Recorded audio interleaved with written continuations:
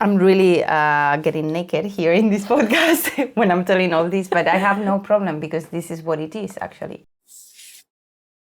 So today's visit is in the studio of Inma Herrera, who is a Helsinki-based artist coming from Spain originally. Yes. And you will tell us more.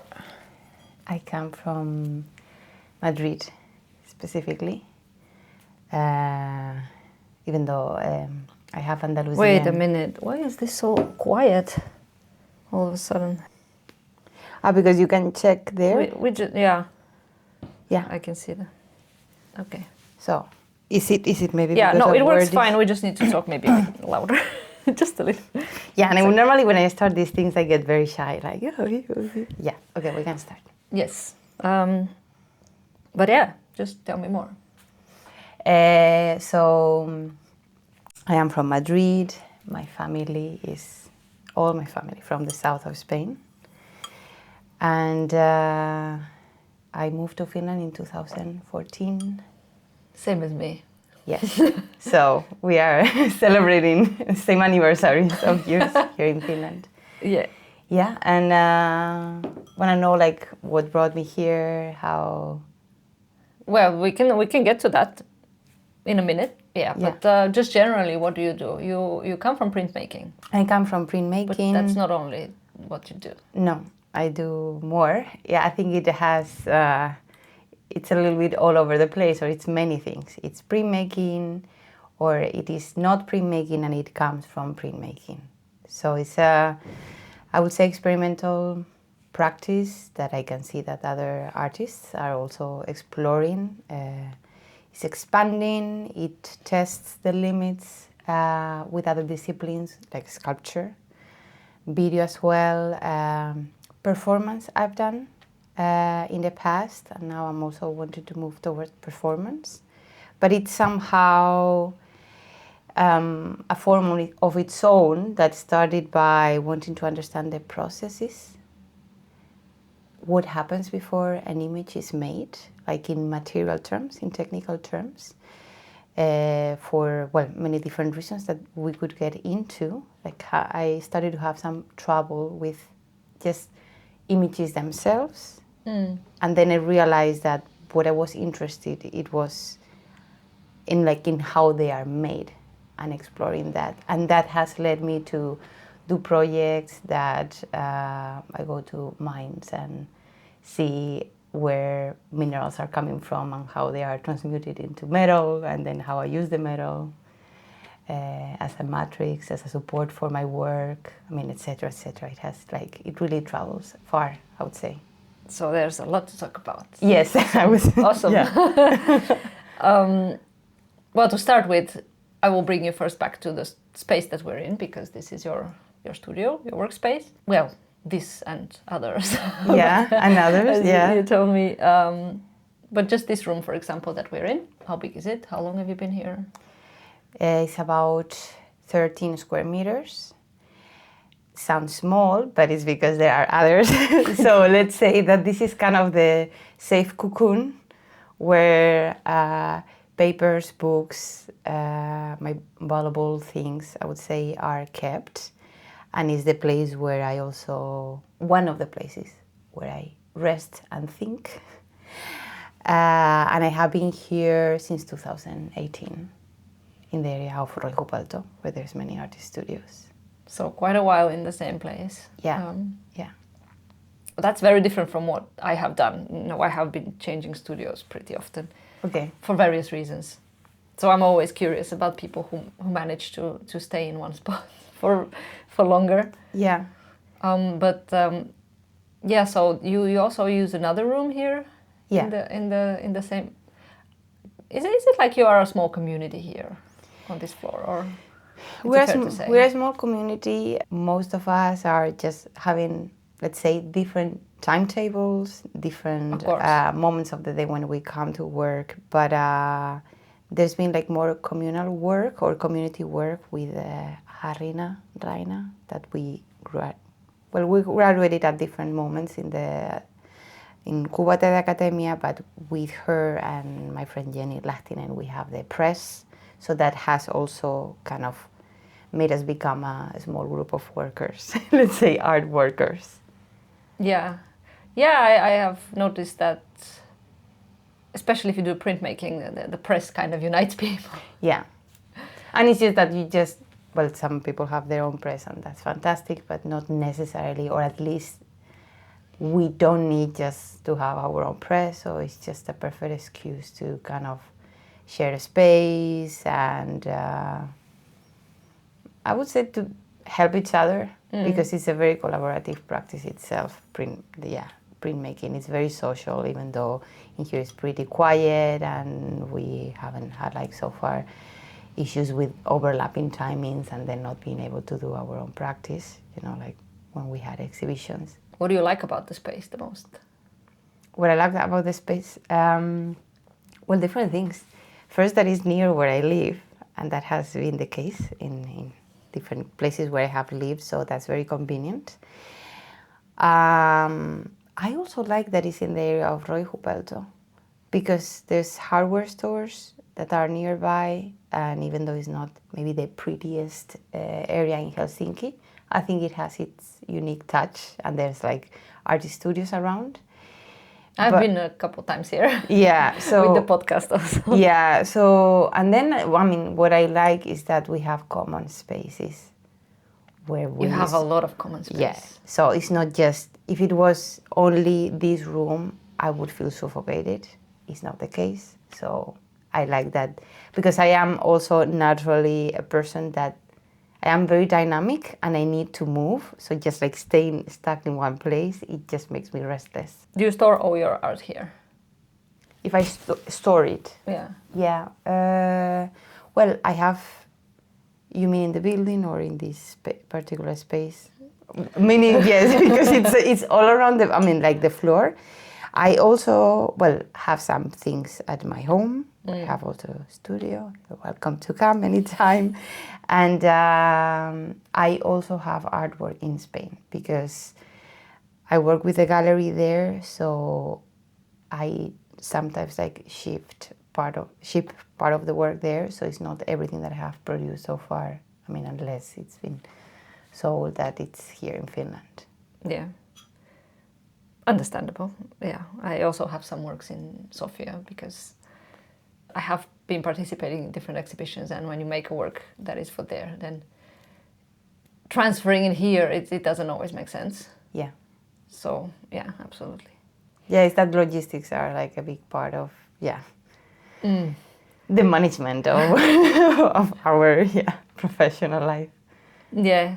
So, then this is maybe a good time to tell me how come you came all the way from Spain here in the first place? Yeah. Well, I think that now I look back, I think it was just destiny that it was meant to be for different reasons. But back then, I had already lived 1 year in Sweden when I did my exchange.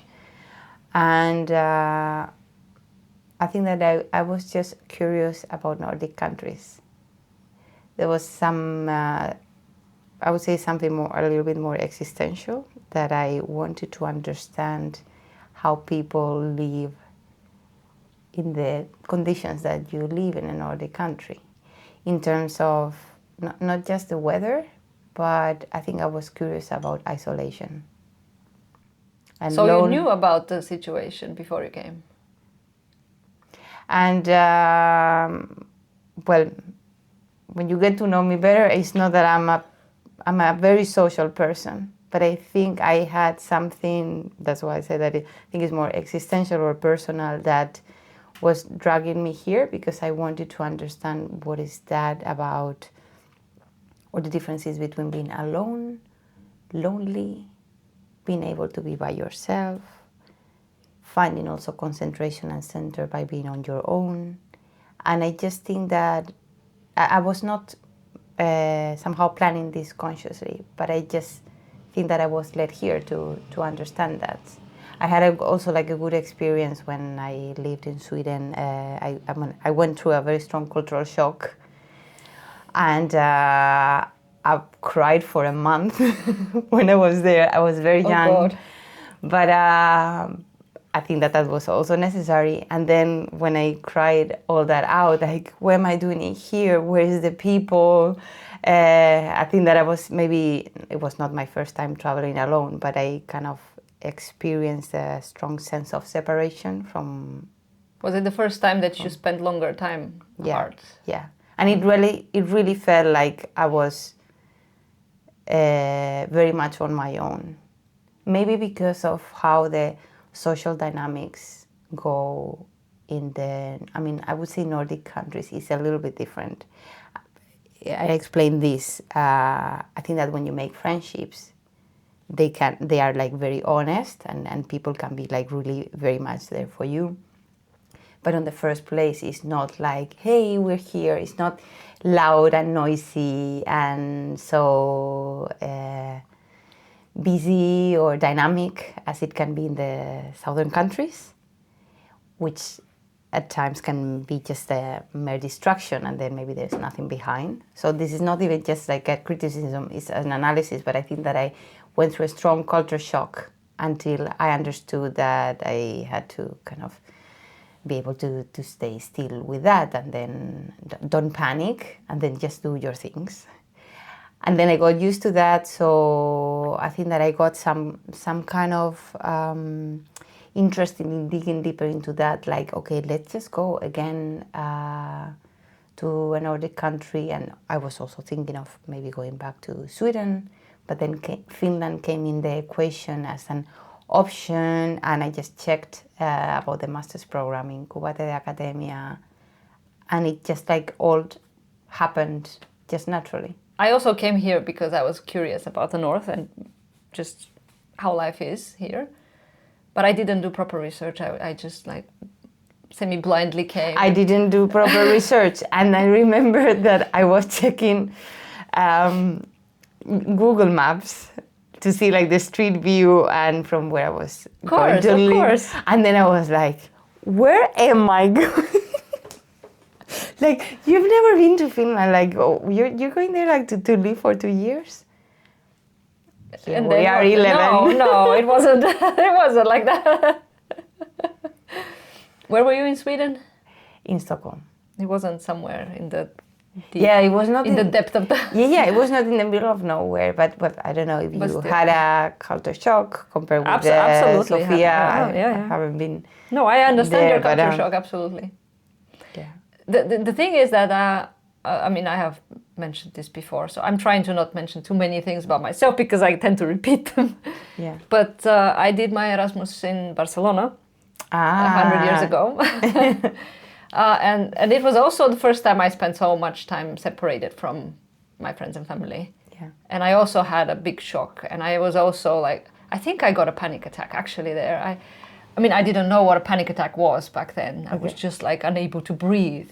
I go like, what is going on? And of course, nothing was physically wrong. And can I ask what you think it was? I mean, the culture shock, not maybe the panic attack particularly. I think it's just the fact that you are for the first time alone for a longer time. Yeah. Doesn't even matter where you are exactly. Yeah. Although maybe some factors contribute even more. But yeah, I can understand that. Anyway. Yeah. Yeah, so you decided to come to Finland. You did a master's in printmaking? Yes, at the printmaking department in Cubate de Academia. And was not planning to stay, well, this long. But at the same time, when the graduation time was getting close to an end, I just felt that I was not done with Finland. So I didn't kind of push coming back, and then just life happened. I was linking projects, people that kept me here, friendships, and maybe I would say my side thing that nowadays is a big part of my life, but a community of people that go around my bodywork practice as a somatic therapist. I think that's the reason, one of the reasons why I came to Finland. I didn't know, but I think that on a, let's say, karmic level or destiny level, fate. That's the reason why I came to Finland, to meet those people. And okay, well, let's talk now about that, because I mean, this is the first time I'm hearing about such a profession, occupation, Yeah. calling. I don't know what it is. So please tell me, what is that? It will connect with the art, okay? Because now lately I see myself talking very much about this, but it's because it's really it has influenced my practice. But okay, so what got me to this was that I searched for a place where to practice Kundalini yoga that I was practicing already in Spain, and then in Kundalini Yoga Helsinki, the center that doesn't exist nowadays anymore. I met, who is my teacher, and I call him my teacher, like Kuldeep, that he was teaching Kundalini Yoga, martial arts, and he's a professional body worker, let's say somatic therapist. And this is a practice that it's been really affecting how I work with my artwork and how I understand alchemical processes. We can maybe get into that, like when talking about like my artistic practice itself. But it's just that I realized that I have been studying that maybe from an energetic perspective, or understanding, let's say, metaphysics through physical things, because martial arts is something that is it's internal martial arts, but we use our body. And then the body work practice, just to kind of define it briefly, but it's just a series of somatic practices. Call it footwork, that comes from the Maori tradition of massaging with your feet, meaning that you're stepping on the body of a person. That involves also acupressure, then unwinding, that comes from the Kundalini healing tradition, that you use your elbows to unwind fascia in the body, and inner organ massage, that is called Chin-San, that you work with vital organs that are in the body. So that I've become a student of that. First I started with the martial arts, then I became a client, and then I studied that myself, and nowadays I also am a practitioner of that. You work with other people? Yeah, I work with other people. Okay.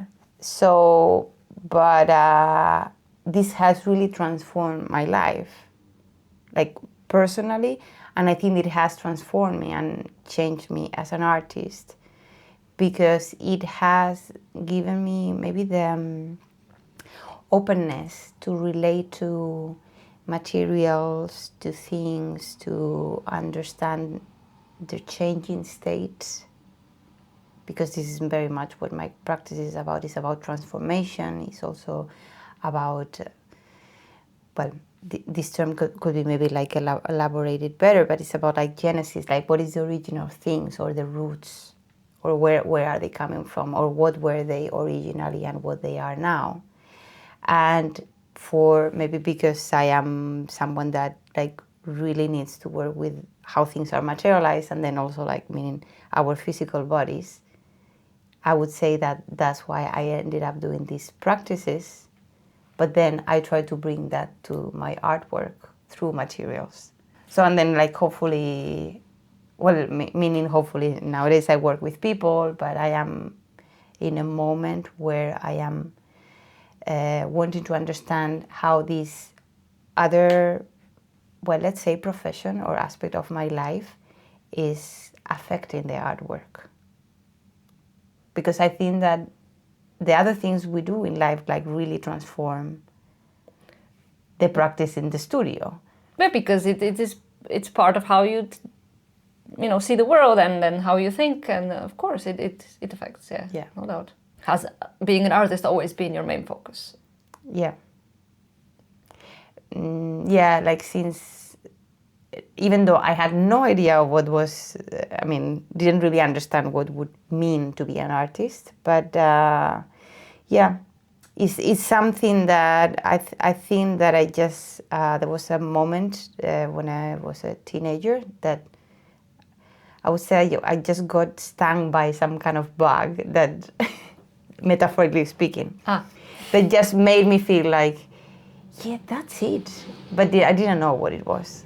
I studied in high school. I was doing science, or the technical, we call it bachillerato in Spanish. It's like the 2 previous years before university that you kind of specialize a little bit more depending on what kind of studies you want to do. Like if it's more artistic, more humanities, more technological or scientific or biology, things like that. There are like, you can choose a little bit more your path. And I think that, well, maybe because of suggestions from family or thinking that maybe I could also study architecture, classic advice when you say, I want to study art, and then... Like, I like to draw, become an architect. Yeah, so because if you don't, if there's not examples of artists in the family, I understand that it sounds a little bit abstract, like, okay, but what is that really, or what are you gonna do with that? And maybe that was before where I was somehow like in between those two options.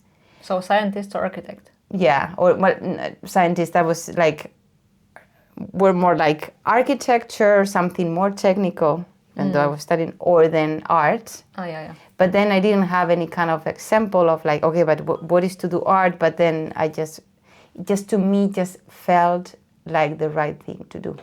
So I got stubborn and then studied art. And how did they take it in your family?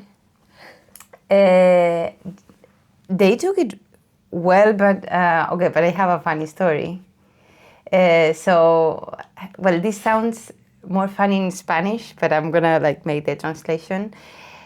Okay, so, well, because this is how it went. I started painting in the summers because of one of my cousins, my cousin Almudena, that she had that hobby. And then I was 13, and then I went for a week to her home. I was like, I don't know, but come and as this holiday, let's paint a little bit so that you see like what I'm doing. And then I got like really hooked just by what we were doing. And then I was like, I just want to do this. I just want to do this. But 13 years old, very young, many years still like to come. But then I would do that like as a hobby, like every summer. And then really like we would travel to the south from Madrid, that is 4 or 5 hours by car. And then I would travel with all the art supplies. And then I would even have like fresh paintings the day before traveling back. And then my father would be like, really like, do you really need to like have the Picassos? He would call them like that, like wet, like where am I gonna put them? Like while we have to drive all the way back to Madrid, because I would just like push it till the very end. And then before having to choose, because there was an entrance exam for fine arts, but I didn't prepare for that with a lot of time because I was maybe thinking of doing architecture. So I remember that there was one night that I was in my bed reading a book about women artists. It was the Taschen. It's a very small one, but that I had bought like at the Prado Museum. I remember going with my mother, and then I just was looking at the book and then going through the artist, and then my father was sleeping, my mother was still awake, and I went to the bed, and my father was there, and then I said like, Dad, I was crying, and I was like, is that I want to study art, I don't want to do architecture, I want to be an artist. And then my father was in the bed, and then he said like, but dear, what is that? Not that he doesn't know what is to be, what an artist is, but like, what do you mean by that, like as a profession? And then I was just like crying and then said like, I don't know, but this is what I feel I have to do. And that's how it all started. And then they supported you during the studies. Yeah, they were like, okay, fine, do it then. They supported me. My mother's father, that I didn't meet, my grandfather, he was an artisan and smith. So he would also, he was painting. Is that he died when he was very young, but he was doing also, well, there is this tradition in Spain during Easter of taking the saints and then the virgins and Jesus the Christ, like the procession. processions, yeah, in the streets. So those figures, they also have like metallic crowns, and I mean, my grandfather He would do those. was doing that kind of things, and then like, well, also like casting heads, other kind of like objects for lamps, for candles, you know, like candle keepers and all that. So maybe it comes from there. Well, there's definitely some influence. Some for influence, sure. but it's not that like that. There was an example of a maybe living artist, even though he was also living out of the craftsmanship that he was doing. But my mother, like, she was a year and a half when he passed away, so she didn't really get to know him. Right. But I would say that there's something there, some of his legacy. You do work with metal also, partly, yeah. So I work with metal. There. I would say, and it's been like I didn't make that kind of connection, but lately I have been thinking a lot about that because he really worked a lot with metals. And then I'm just starting to think like it might be connected to that. I mean, there are other reasons that attract me, like to work, well, not just with metals, also with stones and the idea of mark making, that's somehow like maybe the core of what I'm researching. But I would say that there is something that probably has been just like passed. Passed along. Say, yeah. So yeah, okay. You do your degree in Spain, then you come to Finland to study. Did you do the masters in Cuba in 2 years? Yeah, I did in 2 years and a half because I did an internship in Scotland at Edinburgh Printmakers. Okay. So it took me like just a little bit long, and then also before because I did my degree in Spain, but then I also, because this is important, I studied at the Mint. The Mint is where they got the coins. Yeah, the coins, and they make the money. So in Spain, because this all has like some narrative. How does anybody ever like? I know the Mint exists generally as an idea, but I have never met anybody who had any remote connection to any. So Mint. Here I am. It's a very interesting place, I have to say. There are not many schools, at least in Europe, left at the mints. But you know, like mints, I might not be very, very precise, like historically, like putting examples of other countries, but they used to have schools where they would train the people that later would, I mean, it's called artistic mintage, and meaning that they know how to, cast or model the coins, banknotes, documents of value.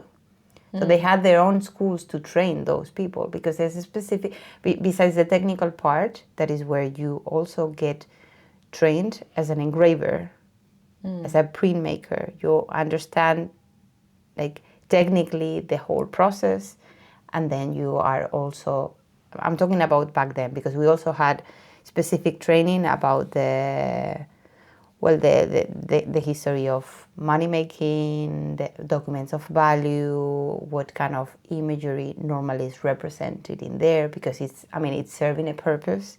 It's not only like, it's a way of coding value or coding images, but it also represents the state. So it has, like all those connotations, but technically is very similar, or is the same as what you also learn in art school.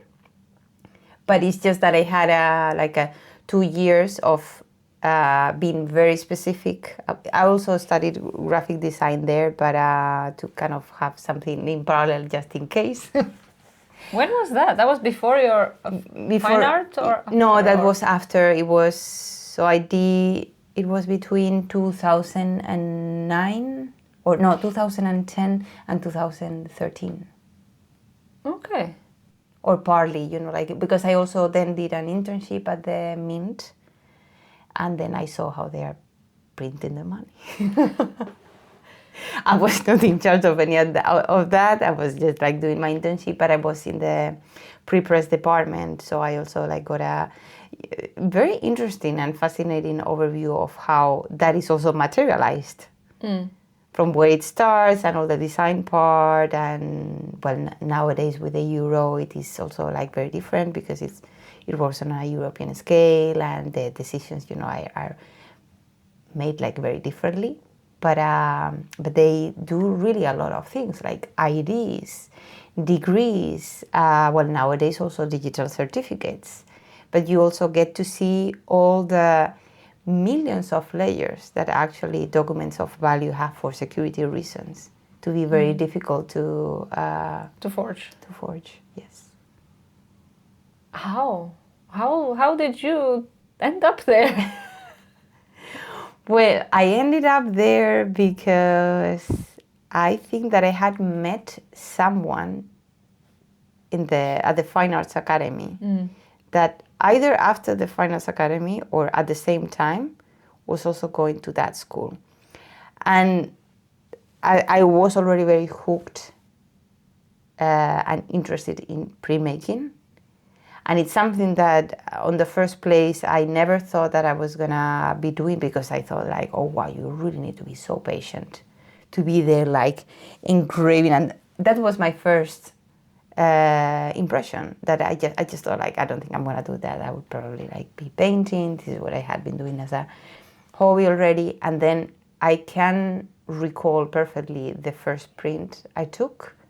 We were carving, and I'll go back to what was your question, but we were carving like a piece of wood that we have taken from the streets, and then we were printing with a spoon. Yeah. To learn how to do that. And I remember that moment of like bringing out the paper, and then I was just like, what happened here? Like, it was so magical. I really felt like, I cannot believe like what just happened. And so then I was like, okay, I want to know more about this and know more about this.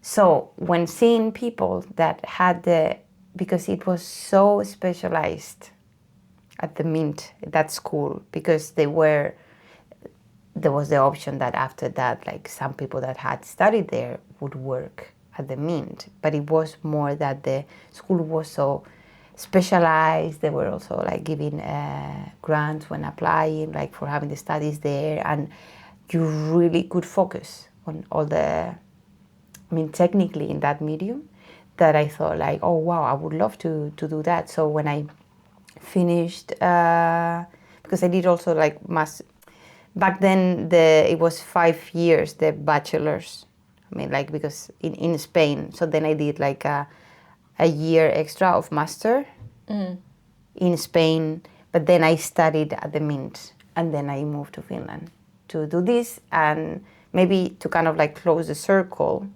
And I think that this is maybe relevant to understand my practice, is that I had really specialized in learning technique, but I had an inner quest inside. I was like, what am I going to do with all this? You didn't want to work at the Mint? No, I didn't. To be honest, no, even though it was an interesting internship, and I really learned a lot and met great people. But because I wanted to be an artist, well, or I don't know if it's like being an artist or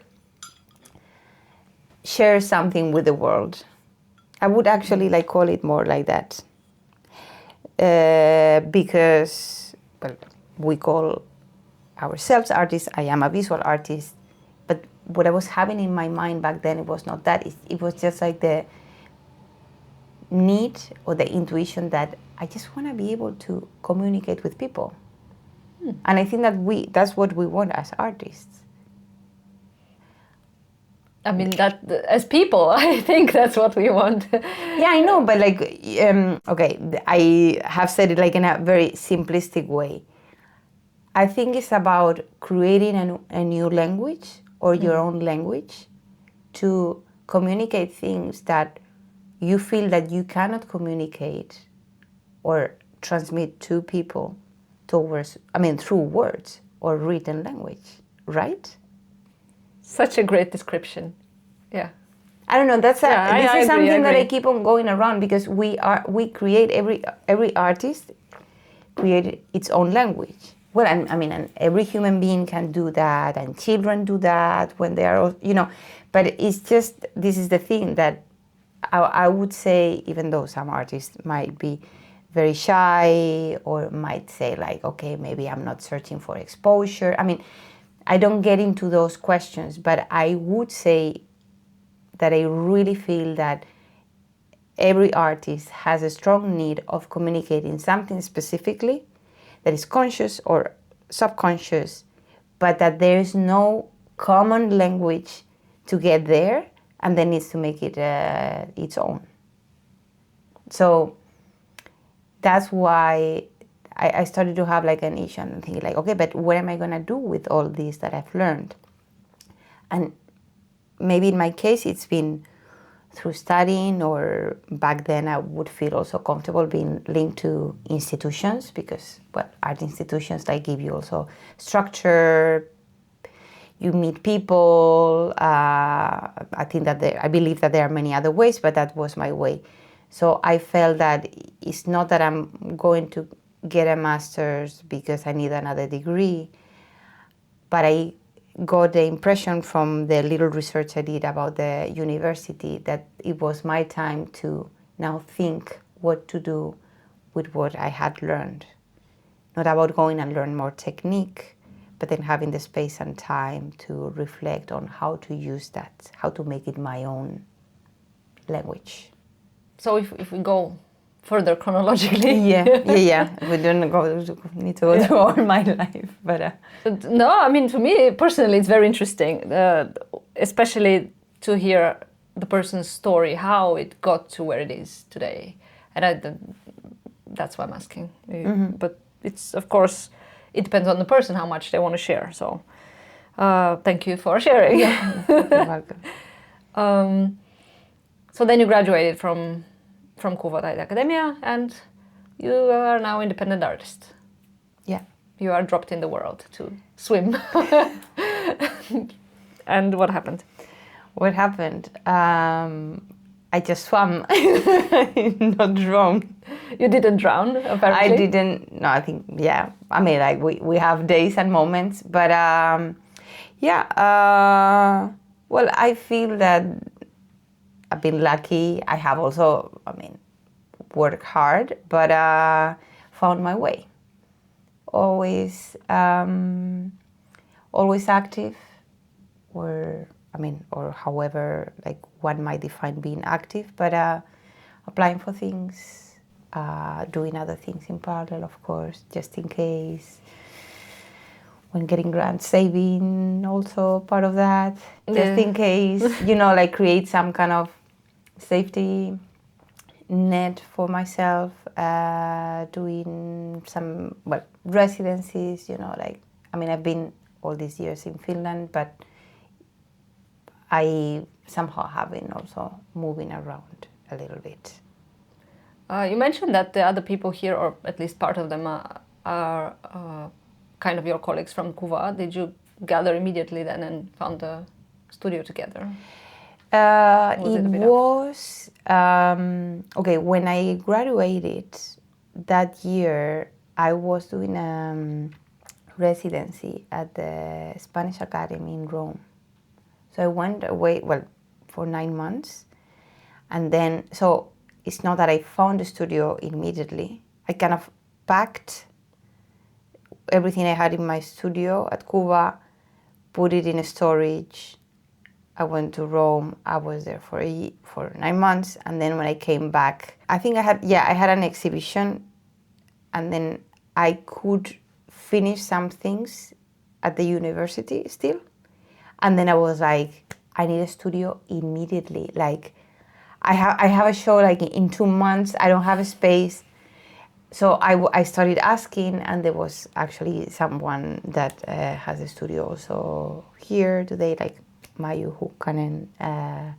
She was the one that had found the studio, and then started like asking other people. We were gathering. We came to see the space. We said like, okay, how we do, just like yeah, like everybody does, but this there was not so many artist studios back then yet when we moved here.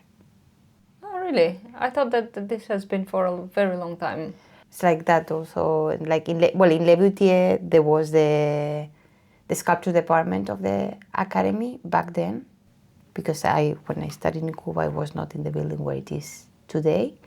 So then I also knew this area, but as far as I remember, there was not so many artists yet. And now it's like a little hub. Yes, it's like a little hub. So what do you do now? To jump. Do a little jump. What you mean, like on a in practice? In my practice. Okay, so like talking about the artwork. We're talking, yeah. Okay, we're meandering a little. Oh, yeah. We can. Okay, yes. So what I do, I work, or I have been working on projects. Is that I do a lot of things. It's just like it's some kind of like explosion. I think it's like that this space is my alchemy lab, where I test things, gather materials, stones. I've been like doing a lot of things with stones, bringing stones from around the world. In my last exhibition, I show a research that I am actually going to continue and then show next year here in Helsinki about the archipelago of Svalbard. I did Svalbard, that is in the Arctic. I did 2 residencies there in 2022 and 2024. I was working with fossils from among the oldest forests of the world. It's like it's incredible. They have like a valley full of that in one of the glaciers, and the whole archipelago area is geologically is very interesting. They have like fossils from all the and also, let's say, formations from. You can trace the history of the earth there, and so this is like one of the last things that I have been doing. Now I am wanting to. I did a trip to South Africa 2 months ago, and I am coming back in March, and I am wanting to travel to the Karoo. That is one area in the more or less south but center of South Africa, where they have prehistoric art, like rock art. And I haven't seen it live. I only have books, and I've seen found some things online. But there's this amazing engravings done thousands of or millions of years ago by humans, and I'm wanting to travel there to understand and see that and touch that, and maybe create something around that idea. Has that always been a kind of driving force for your art, these kinds of looking towards ancient times? Well, to be honest, no. It has come, it started to happen some years ago, because the way I have been maybe working around the world of print is that I had a period of maybe 3 or 4 years that I analyzed processes, let's say, in a more linear way. When I start work, I could put examples of maybe projects, but I remember that we had an exhibition at Huto with Susi and Roma Uskalnute, and then the 3 of us were working with print, and then I had this project that was called Transitional Magnetism, and then I kind of created a journey back from the print to when the tool itself, I had a 3D print of a burin, for example, and then as a piece of a burin is one of the engraving tools that you use to carve directly on the metal. That is what they would learn at the mint how to use. to make like all these kind of parallel lines. And before they would work with acids to etch the metal, they would use these kind of tools. I have some here that I can maybe show you later if you want to see. I'm curious, definitely. So we can like, so I would have that, start like working with the copper and then work with the reflections. I would show this also, there's a parallelism between this and what I do nowadays, but the way I was working was more linear. I was kind of like going chronologically back and recording how I would wipe and clean plates. I would use text that talks about phenomenology, the use of the body. So the body was already there. I was wanting to understand how am I using my body in my practice? What is that connection between what I'm touching and what I am manipulating with my hands? Because the hands is actually really like it's a theme that is very present. Either that you can like really see hands in the work, or that there's some kind of hint or element that relates to touch. And I would say that this is also it's a key concept or key even like poetic trigger and phenomenological, I don't know, experience that I'm still like wanting to understand. That the moment we are touching something, we are like feeling existence on another level. Is that because it's true? This is just like, I'm not saying that this is like, that's your. This is not a universal truth, but yeah. And as I'm talking, is somehow like I'm articulating it. But it's just that is when we feel that we are in this, like materialized as humans. Let's say like the physical realm. So I started exploring that in a linear way. How am I going back, or am I talking about time, or am I talking about how through touch I articulate, or the brain is furnished through touch, for example. And there's like lots of philosophical texts, and I would be like into reading like Merleau-Ponty, and which is like complex philosophy, but that was something that was very present in my work. But then there was the project, and I go back to this one because actually I've been going back to it to understand how it has affected my practice today as I work with stones so much. But I have always been interested also in psychology, and then when I did a Cuban Kevat project for the graduation show, I did a project about the lithographic process. And similarities or parallelisms that I was establishing between the psyche, how an image, or the idea of imago in Latin, that is engraved, let's call it brain, human soul, both, and what happens on the lithographic process, because stones seem to be inert, insensitive, like frozen in time, but actually is that their time is different to ours. But the lithographic process, stones are extremely sensitive, like what happens also with the brain. And I established like, I created some kind of walk around the stages of image. There's like the potential image, meaning what can become before it happens, the virtual image when it already becomes an idea, and then the embodied image when it has really materialized. But I was working with stones, and then at the same time understanding a psychological process. And I can see that nowadays I don't follow that linear narratives or such a organized order.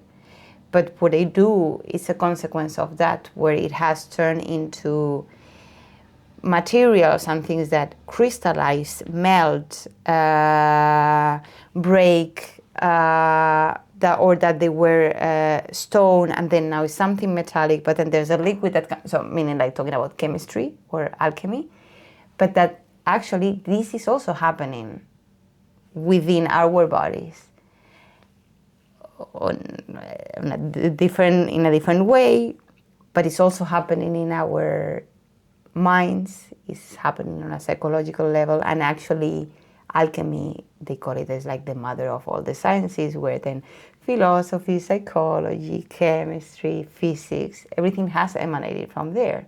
And even philosophy came before alchemy, well, didn't it? as well, yes. But At least. yes, no, you're right with that. But meaning that, but it was let's say, well, I'm translating from Spanish, but it was influenced by that as well. Yeah, yeah.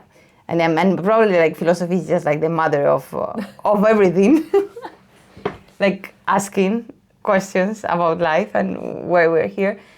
But talking about like a practical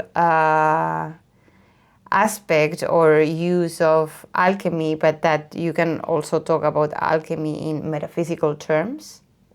It has just made me understand that is something very similar that I was explaining, like through this other example of a project where it was the lithographic process on the one hand, and then this understanding of psychology on the other hand, how images, because we also work through images, like our psyche is also there are imprints that are in the brain or even in the body that can never be removed because are just part of our history. And then basically that is what I'm interested in this idea of what is an imprint or scar, mark, trace that has been left behind, that is the beginning of everything. And that is the same as talking about matrix, because that's the concept that you use on a daily basis. Printmaking matrix, not matrix, not the film. movie. Exactly. Yeah. But it's a very good like also name for a movie, because it's really like going to that core origin, and that is what has also maybe going back to the original, the very first question, like if I have been working with this, like searching for the origins and such a like primitive things, how it can be wanted to see the cave paintings or rock art or working with fossils, but it has just been like a consequence of keep on researching in this direction, and it has just led me to these places. Long answer, but No, I love long answers. Please keep them up. no, but as you're asking, that's how it has been going. It just has been, like happening naturally. Yeah. And who knows where it's leading to, after that. No, transformation is definitely something I'm also interested in generally, because this is what happens with everything all the time. Yeah. So you can't really not see that. Yeah. On a more practical level, you said you have next year an exhibition here somewhere? Yeah.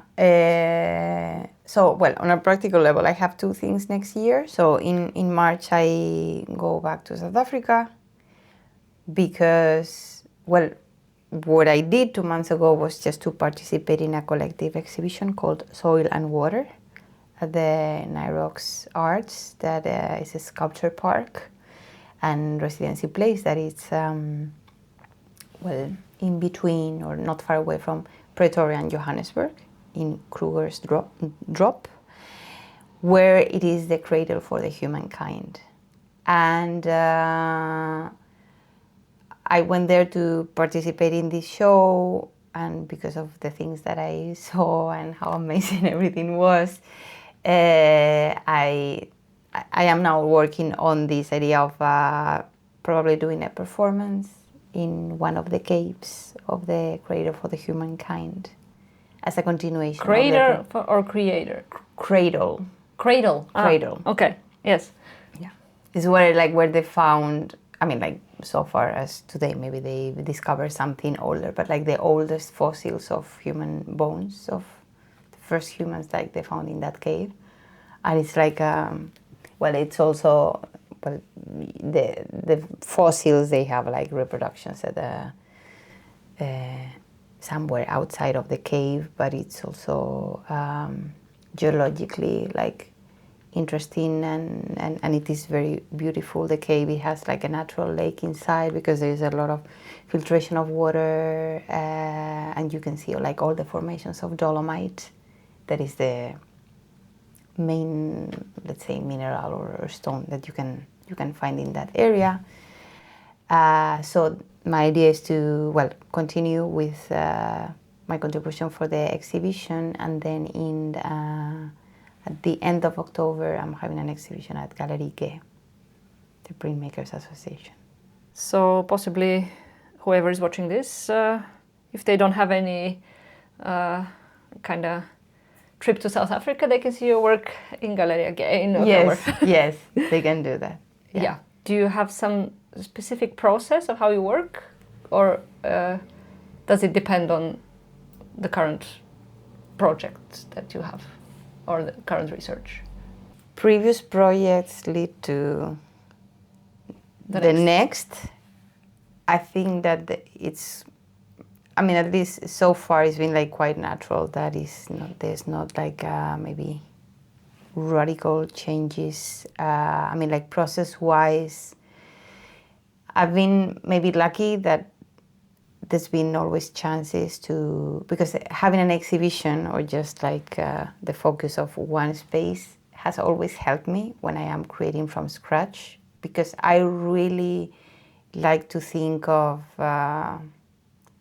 maybe reflecting on my process, that I do things, generate fragments that are part of a little bit more complex puzzle. What do I mean by that? It's just that the pieces tend to be in conversation with other pieces. They can work by themselves, but I struggle to create them thinking of themselves as a unity, if that makes sense. I'm not saying that's going to be forever, and maybe that's going to change, but it's just that my brain works like that I see like clusters, and it's like a constellation of elements that are, because I am also like pretty much obsessed with how things are interconnected. So that's why I struggle isolating one element, even though I think that can be also like very powerful, and I don't have that. For me, it's not a problem as a viewer to encounter just like one single piece that is like so powerful, or one single element. And I am actually maybe aiming at that at some point in my life. But when I am in my creative process, I see the multiple options. So I tend to create them at the same time. So I would be, how is that in practice?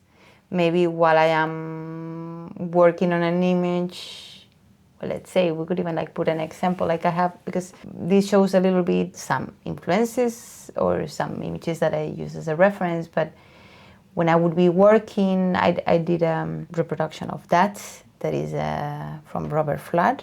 While I would be working on this on a big scale copper plate, then at the same time I was editing a video of how copper is smelted in Harjavalta here in Finland, because I went to visit the smelters factory. So it's that I do things in parallel. So I might be, I don't know, like, or making a drawing and diagram of something, and then I'm thinking like, okay, but I could record this, or this that I'm trying to explain actually is happening when I am diluting water with this other chemical. So I just like somehow like quickly see the connection, and then I'm working on those two things at the same time, which is not always good for brain health, but it's just like, I just do that naturally. Would you say there are sort of variations of the same idea, or are they just like pieces of it? They are pieces of it. More than variations of the same idea, I would say that factors that affect or modify one more complex reality, or more complex phenomenon, let's say, maybe not reality. That affect or that are involved, because then I address one aspect of that through a print, or because I have been like doing this pretty much in the past few years, that I pick up images that they already exist and that they belong to the history of printmaking, and somehow I either reinterpret them, or I change their scale, or I put them in context with something that I'm working with. So that to me is my way of picking up, well, in this case also like it's referring to history, or how we have explained things, or things that historically have influenced how we do things now, but then I put it in another context. So it's kind of like adding perspectives or aspects of, one same fact or phenomena, as I was saying. And to me, that is a way to maybe talk about the complexity of understanding and grasping that fact in itself. Because it is eventually, determined or affected by how we're filtering it. Absolutely. Not only on a sense level, but like historical level, or How do you choose those images? Based on the concept they're connected to, or based on the time in history that they were created, or how?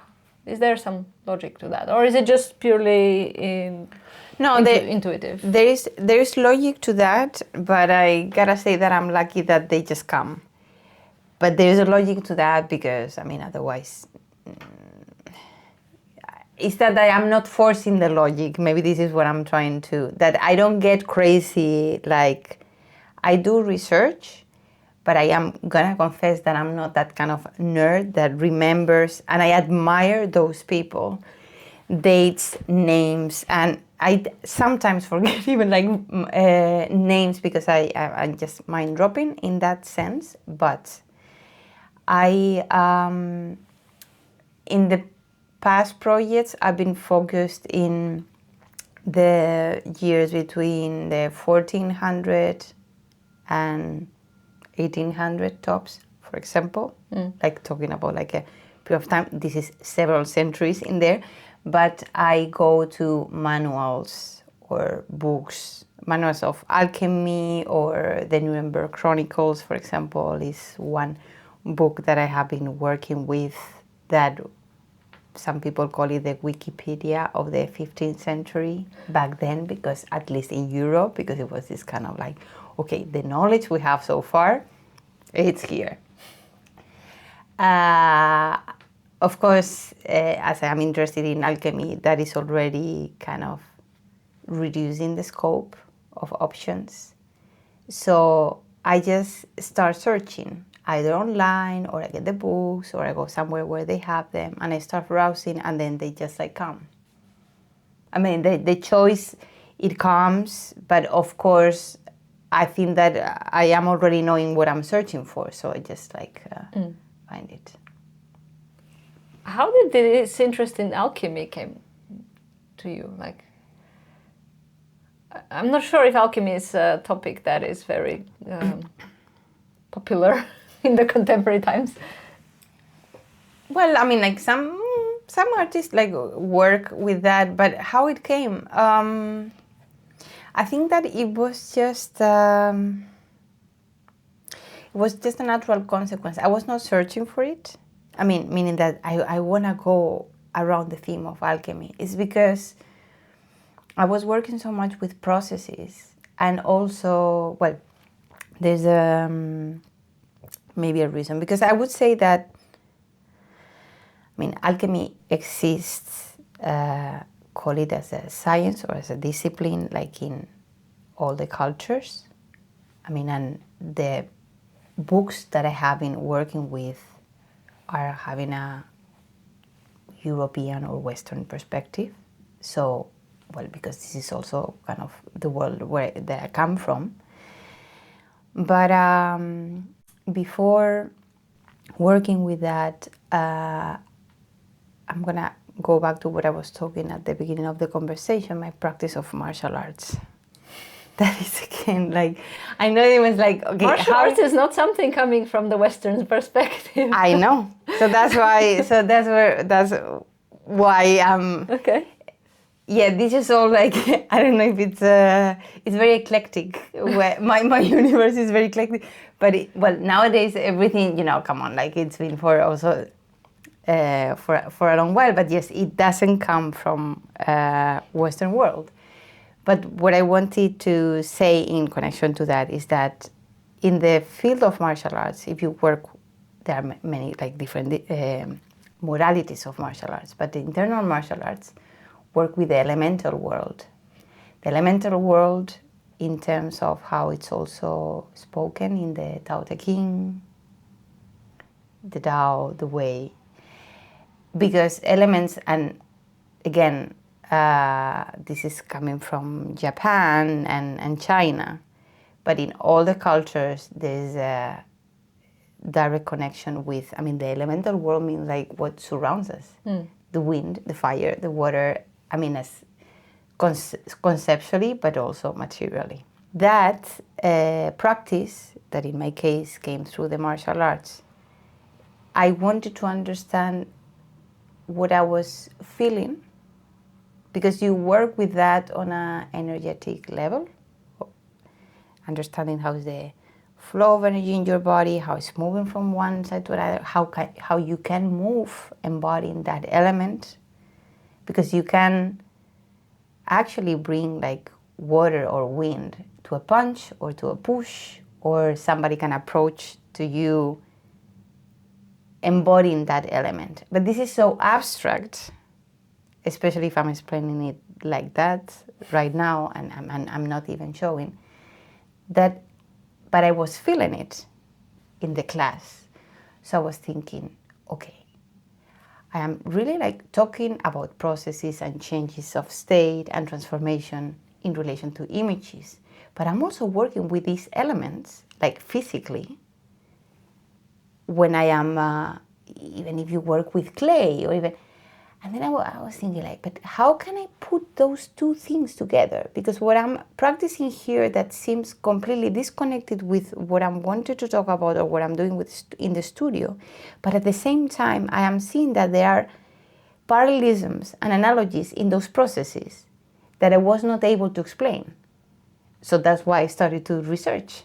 Because I think that this is what we do, like when we don't understand something, but we're wanting to kind of like get a grip on that or find like, okay, but where is this coming from?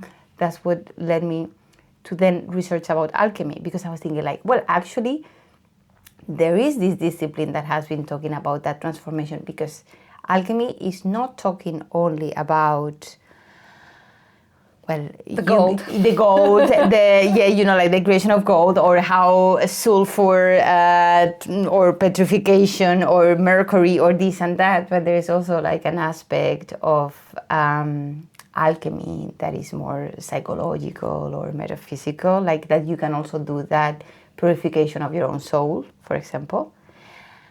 And then I saw that, well, actually, I feel that there is something here similar happening, that I am experiencing something that is energetic, but I don't know how to explain it on a physical or how to materialize it. So let's research about that, if that explains. Yeah, I hope. It's funny that when we talk about whatever we talk, it's one way I'm seeing things, but then when I start to edit the episode, it's I see other things then. so we'll see how this goes. Maybe the next part is that to go to a martial arts class and then record, so then all this makes sense. Because I am aware that only when, this is here, this is in my mind. Yeah. And in my mind, and then in my, Yeah, that's why we're talking about it. Yeah. Because I want to poke your mind and see what's in there. Yeah. What type of martial arts did you do? It's Tora Najutsu. I've never heard that. It comes from the family of karate.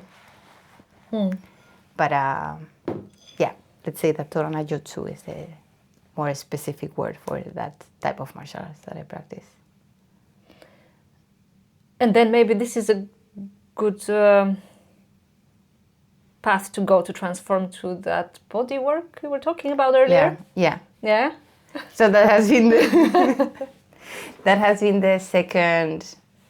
Okay, so I started practicing martial arts, and then because the teacher is a body worker, and then we would talk about how to grab, how you're extending, and it's like body work.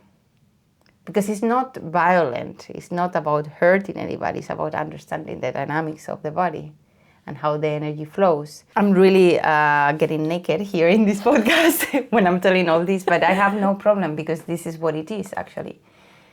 I was in one class of martial arts, and then I received a comment about, it was called saying, yes, look at her, the knee is her weak point, we should go there, or I would go there. And then I was thinking like, how it's possible that he knows that my knee is a weak point because it's really killing me, but I'm not limping, but it's just I feel tension all the time. Then after the class, I asked, did you really mean that? And then it was like, yes, of course, I work with the body all the time. I don't make jokes about these things, etc. Then that led me to try to go to one bodywork session. And then after that, that was so transformative. I really experienced that alchemical process that I'm talking. I experienced it in my body, and it's something that never ends. I mean, it's not that I'm talking about transformation, is that I really experienced a reconnection with my body in such a way that it changed me so much, it freed me so much, that I was for several years a client, and then I just felt the call of learning that. And this is like nowadays also a big part of my life because I work with people, and then I also see how it's making my artwork richer. It's somehow like fueling, like it's feeding the creativity. It's also deepening my understanding of the body, that again brings me back to what I was talking about before, that it was the sense of touch. Because it has really, and it still does, because this is a never-ending story, it has made me reconnect with the power of human touch, but then in this case it's from human to human. And how important that is, how complex, how many things that you can understand of presence, how you can actually like help fascia move, and because I mean people do their healing processes by themselves. Fascia? Maybe there are these terms that maybe we need to clarify. Yeah, true, because I just like take it for granted. Okay, so fascia is the tissue that recovers everything in the body. Even bones have some fascia around, but organs have their own fascia, muscles, tendons, and it's mostly it's like a spider web with a different shape, but that it's very liquid. It has water. It's mainly water. So, but when there are blocks in the body, tension, pain, knots, you can work with the fascia, that is meaning that tissue that is recovering everything, and then find where the block is, and then you're reestablishing the fluid. When you are affecting one part of the body, it affects other parts of the body, and then the system is somehow finding its way to get balanced again. So this is what I have been studying and learning, and then now when I work with people, and then I see that there are those similar. Is again about understanding transformation or an internal transformation that might not be visible from outside, but that there are complex processes taking place behind, and bringing it back to how I originally started working with printmaking in that way. It was something very similar. I didn't want to create images, even though I was creating images, and nowadays I create images, but I was wanting to make visible those processes that made the image become or materialize the way it was, but then shedding light on everything that was happening before. And I can see that there's a correlation, at least for me. And bodywork is this practice that you make this happen. It is like a physical therapy of sorts. It's a physical therapy, yeah. Yeah. No. So it's like a one-on-one with the client. I mean, of course, there could be multiple practitioners, but this is what I do today. And this kind of leads me to what I usually ask everybody. Very different from alchemy and stuff, but I want to shed more light about the livelihood of artists and how it is in reality to sustain a practice. So this is your way to do that. Well, now or one of the ways. One of the ways, and yeah, I am working on that because I started doing this professionally 6 months ago. Oh, it's pretty new. It's pretty new because I graduated a year and a half that I graduated, but I didn't know how to. This is maybe something interesting to share in the podcast because I was struggling with how I was identifying myself as an artist and how I could step into the role of, let's call it somatic therapist, body worker. I was just thinking that people would not take me seriously because I had already established or created an identity around being a visual artist. Even though it's something that somebody else or someone from outside the art world will say, well, isn't it easier just to have a concrete profession as a somatic therapist instead of saying that you're an artist? That might sound like, what does that really mean? Because not everybody knows what that is.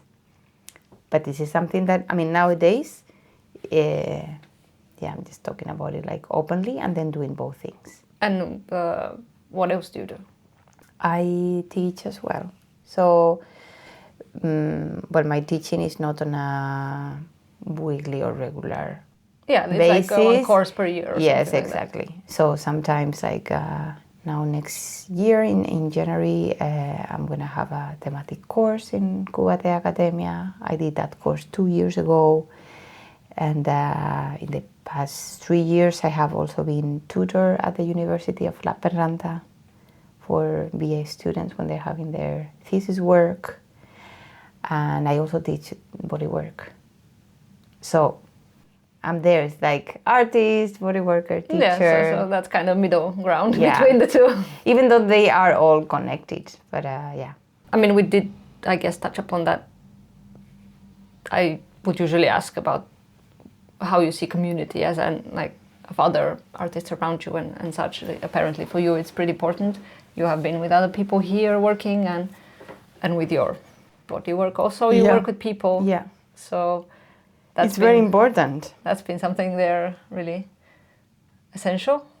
Yeah, it's been essential. I of course definitely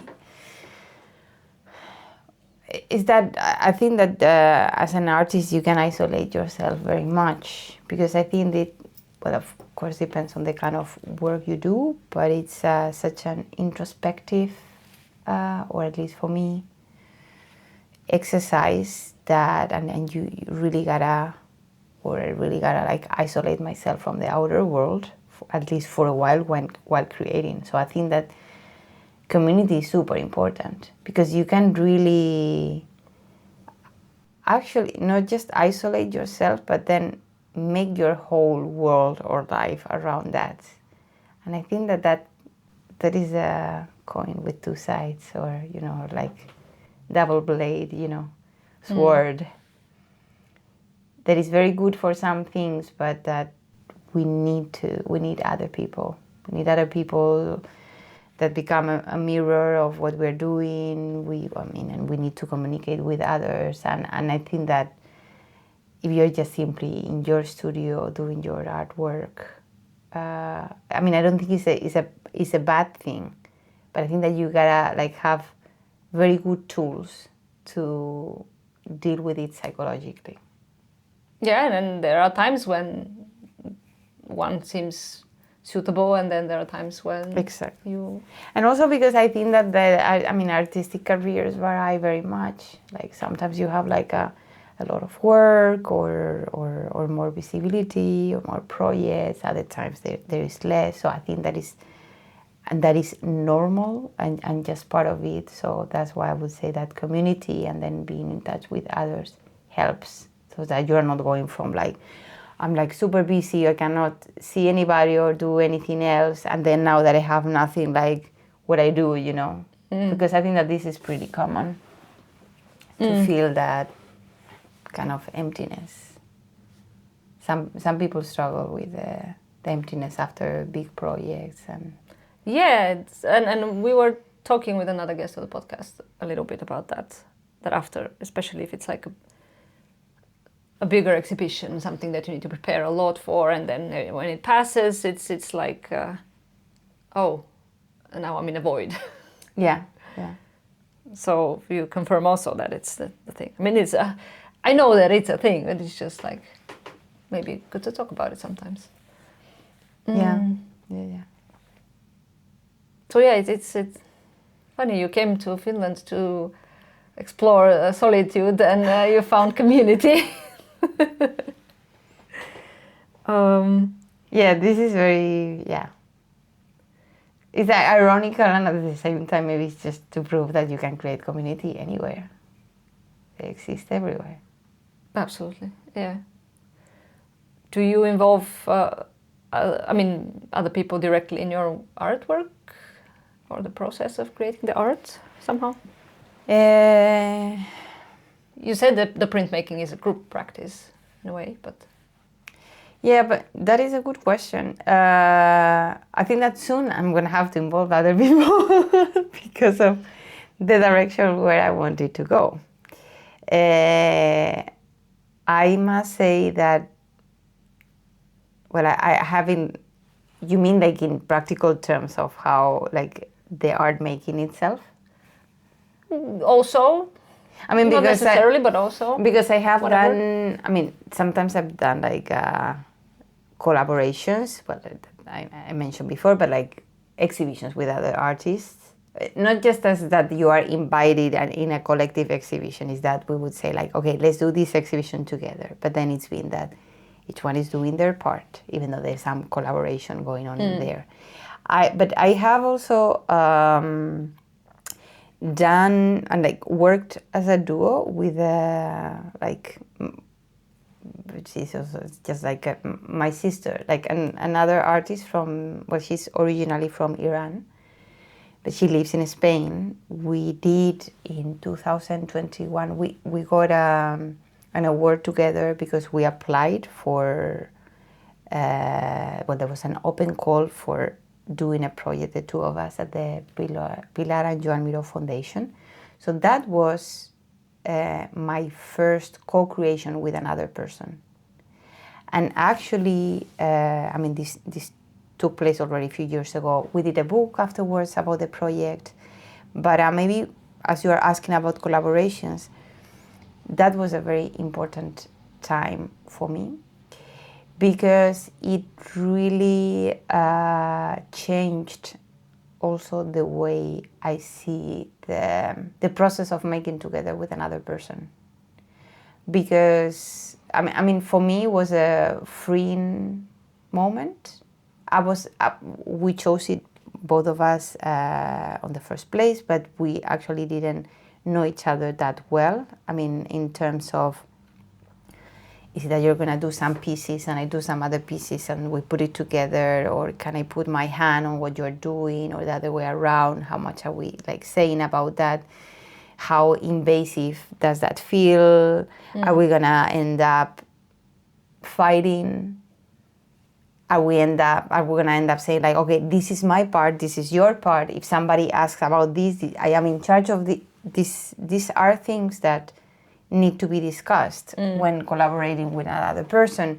And then also like, am I gonna be like obsessed that my imprint like is very visible in this collaboration, that then it seems like, yeah, but Shirin did this, Inma did that. Well, the name of my friend and the artist is Shirin Salehi. I mean, I would say that for both of us the experience was mind-blowing, because we really learned to let go of control.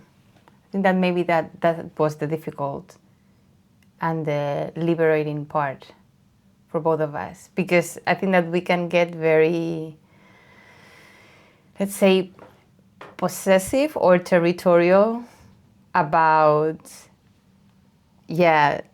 or how represented we are, how recognized we are or at least because of the practice that we both have that is also connected with how you, let's say, manipulate the material, that somehow you would say like, this is how her hand is here, my hand is there. But then we maybe just naturally saw that what was important was to bring each of us what we could contribute with, to go for something that was more challenging, that we could not have done alone.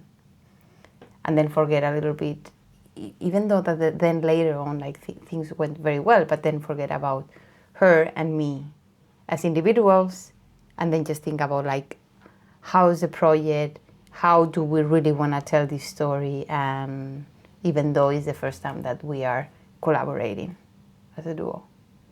So you were very lucky to find such a person that you clicked so well together from the first time. Because I think that this is not an easy thing, and I also understand why, that maybe I know that I could not do that with whoever, or with any artist, or any artist could just like do it with me. So we were just, maybe is that when we met, we saw the connection, and we are very different, like as people as well. But maybe that's why also kind of clicked, because I think that we both add or were able to add different things that were necessary to make the project become a reality, because it was also like quite challenging technically. Then it involved like an exhibition at the foundation, and it's something that we had never, any of us, worked in such a big space alone. So it's actually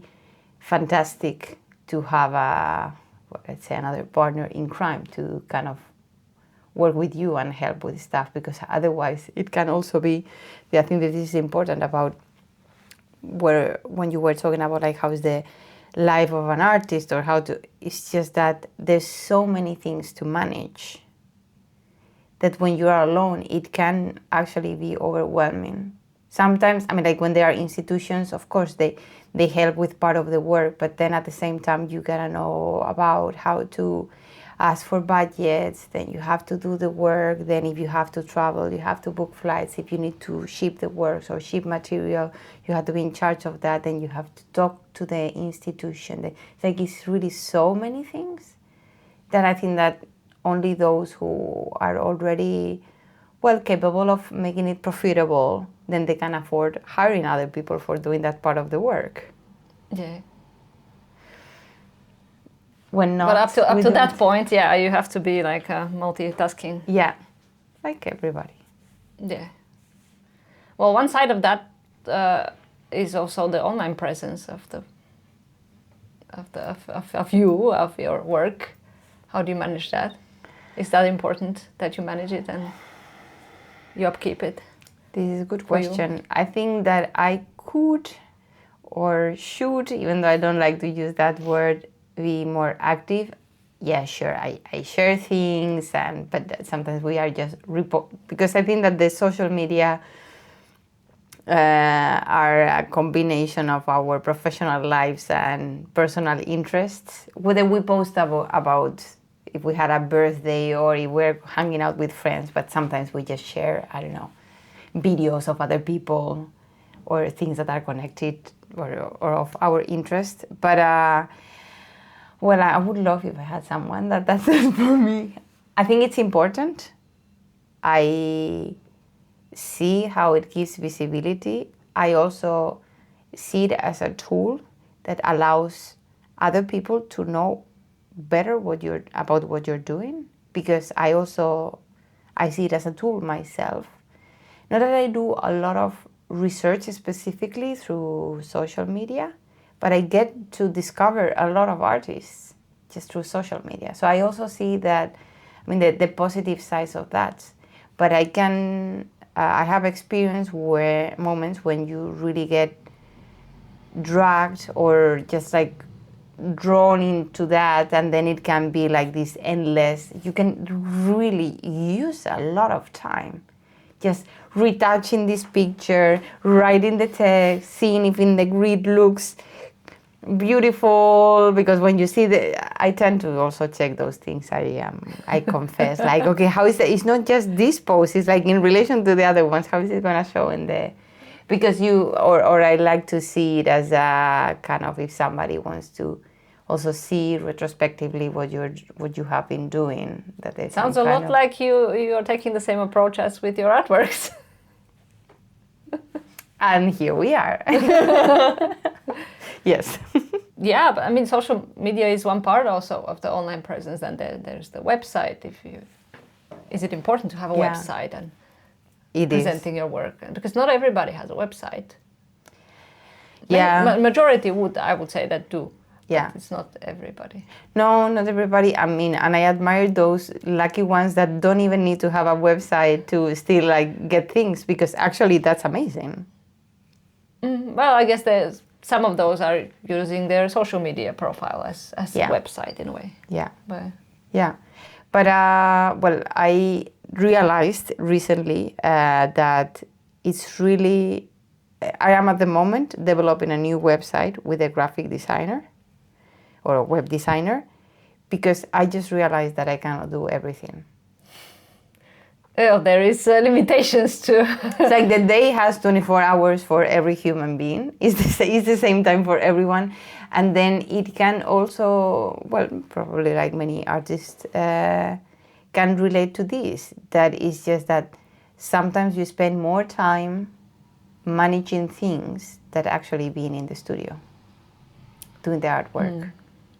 Yeah. Yeah, and then it boils down to the question of what's important for you personally. Like, is it to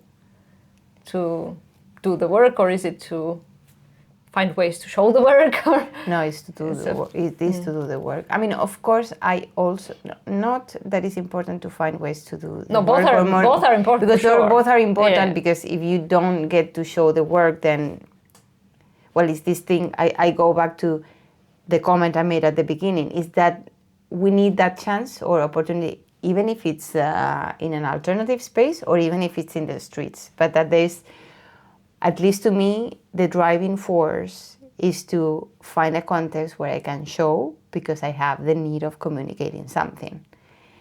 But it is very important. I'm not the time in the studio. And the time in the studio, maybe just to specify better what I mean. It's not about amount of hours, not always necessarily, but I think it's about quality of time. This is then very personal. Some people might be faster, slower, or need more hours for preparation, or some people are all the time, like the ideas don't necessarily generate in the studio. They just living, the idea comes, clicks, and then you just find a moment when to go and do it. In my case, is that because I like so much experimenting with the methods. It's like being in the kitchen cooking. That sometimes it's just necessary. Not that I spend days or weeks in the studio, but it's that when I start working, having already an idea in mind, but then I start touching the materials, other things happen because of accidents or because actually things that you didn't know beforehand that they were going to react that way. And then I tend to use very much those moments. I am not because I think that there are artists that they are very good at planning and they can design and project and very specific, like, hey, I need this that measures like this, and they see it before. You see it as it's happening. Yes, because I always have a previous idea in mind, seeing it before, but it always changes in the process. And it's because of how maybe the fact that matter or materials don't behave in their own way, and I, unless just by experience, cannot predict that beforehand. And I am very much into, well, or I can predict, but I just don't do. You know, like I had this tells very much about how I work. I was experimenting once if I could do prints only with ink, meaning that there would not be paper. The ink, because...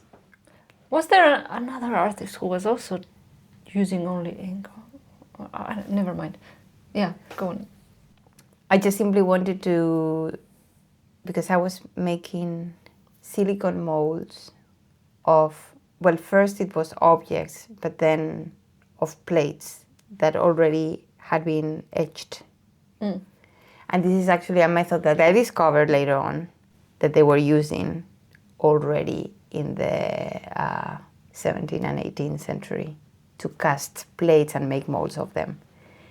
I just didn't do the research. I discovered that later because I went to a National Library where they were talking about Piranesi's work and how they were keeping it, and conservators were having that discussion, and I was like, oh, actually, this is what I'm doing now. So they were doing it already back then. I normally have this kind of, there's these coincidences, but it's not that I see it, and then I go back to what I was saying about the ink. That is not that I see it and check in YouTube, which would be very helpful, and maybe more time saving or not, because you can also start searching for things and then it goes sideways. But then I was like, okay, I want to see if this dries, if I put it here and if I can pull it out. So I didn't do research, I just started trying because that's the way I find more interesting. So that's why it's so important trying things out. Of course, I do research at times, but... Yeah. Yeah, I mean, I've said it many times, but just I understand your point, because for me it's also somewhat similar, because I think it would be very boring if I knew everything from the beginning. Yeah. I wouldn't want to go through it. How often do you go to exhibitions of other people? Not often enough. I love going to exhibitions, but sometimes I don't have like all the time I need, but maybe like every 2 weeks. Oh, this is pretty often still. Not that I see all the shows that are going on, even though I would like to. It's just sometimes it's just that I just didn't have the time. But it is, of course, important. Do you prefer to go to the opening or afterwards? No, I prefer to go afterwards. I go to openings when I feel, well, if I know the artist, I think it's an important day. So if it's a friend, I do that, and I think it's also a good moment to socialize. But if you're asking me about like seeing the exhibitions, I just don't think that you can see an exhibition the day of the opening. Yeah. But it's an important part of the work somehow, or the seeing your peers and meet new people. What are some other places of inspiration for you that we haven't maybe mentioned so far? Good question. If Well, museums of other type, Mm. not necessarily art museums, inspire me. Music inspires me. Films inspire me. But I think that this is like pretty common. Books. I am a, like, in here I have only a few, but if you would go to my home, I am a book fan. I am a big collector of art books. That is a source of inspiration, actually. Even if I am not doing anything that is similar to what I'm saying, just like browsing the books, and especially like with illustrations, and that really sparks my imagination. But I find inspiration like in the other activities I do. Like, well, I have been like talking about the martial arts and the bodywork, but when I travel, that I am, I love traveling. Just by being in different places, it makes me think of projects or ideas that I could develop. So it's very general, the fact of saying just traveling, but it's the fact that I am in different place. foreign, different place, that I might just simply be sitting and eating, and then I'm like, I don't know, it's very hot, my body's sweating, and then something, I just start to think like, oh, very good. That's just, yeah. Okay, and finally, the question that people usually don't like me to ask, but the names of other artists. That question. Yeah, I usually warn people beforehand that, okay, please think about those names, because I know that if I ask you on the spot, it might be like, oh, but there's so many, and like, yeah. So what are those for you? Yeah, there are many, but I'm gonna go to like some. I have discovered new artists actually recently. I'm gonna start with that. Well, I am a big fan of William Kentridge's work, even though, because I tend to be a big fan of artists that I don't necessarily work in the same direction. Even though I also like to research about artists that work similarly, even not to repeat myself or to like go in a direction that is interesting, or some other times we find that, oh, okay, this was already done. But I try to avoid. I go more to like, even if they're working in a very different way, but that inspires me. So in connection to William Kentridge, in South Africa, I discovered the work of Diane Victor. I really highly recommend to check her work. She's an amazing South African artist. Belkis Ayon, that is also someone that I discovered a few years ago. She's not alive anymore, but it's a Cuban artist that already in the 90s was working with printmaking in a very kind of expanded and experimental way. I saw an exhibition of her work maybe 3 or 4 years ago in Madrid at the Reina Sofia Museum, and then I was like, where was this person like that I didn't know before? I am a big fan of Eulalia Baldosera. That is also a Spanish artist that I am part of her drawing circles. She has groups of people that we work with drawing. We do it online, but I'm also like let's say studying with her. But she's also like super interesting. I recommend everybody. I can write the name later to check her work. Absolutely, I will ask you about that. Because this is no. She has like and she was already a reference for me, like someone that I was interested in when I was a student, doing my bachelor's. I like the work of Tatiana Trouvé as well. And then, I always have my classic references that I have used. I mean, of course, I like the work of Robert Flatt, but of course, Robert Flatt was working with, he had engravers. Okay, so I don't know to what extent, what is the authorship here, but I use it I have used it as a reference in my work, so I should quote that.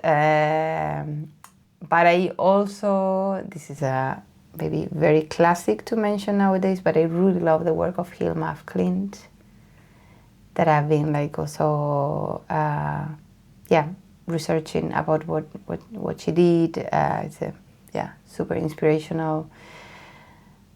Yeah, and right now maybe these are like the names that come to mind right now, but there's many. There's really many. Well, thank you. These are plenty as they are, so I will ask you for the names afterwards in writing, and I will put them on the website where you can also check what other people recommended. But thank you so much for this. You're welcome. Lovely flowing talk, and good luck with future research and projects. Thank you very much. It was a pleasure.